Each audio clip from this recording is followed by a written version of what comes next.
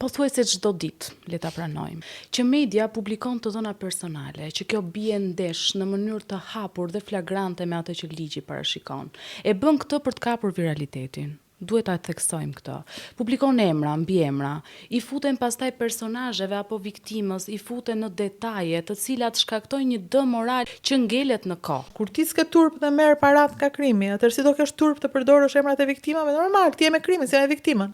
Dhe po të vësh re, unë s'kam dëgjuar njëherë të lexuar, të bëhet në media portreti një përdhunusi, një vrasësi, nuk flitet për ta, flitet vetëm për viktimat. Dhe pastaj, e di si është puna kjo që bën media, e kthen gjithë shoqërinë në funksion të keqit, të ligut, të përdhunusit, të vrasësit. Kush ka ndikuar? Media.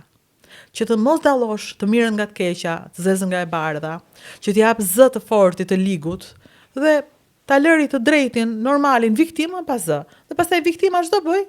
Viktima ka turp në këtë vend. Viktima ka turp, sepse ty të vën emrin dhe ti mendon që kishe fajin ti. Kështu që patjetër, media ka përgjegjësi, vetëm mos ja lini medias të gjithë fajin. Kontrolloni. Ka një rregullator për këtë pjesë. Patjetër.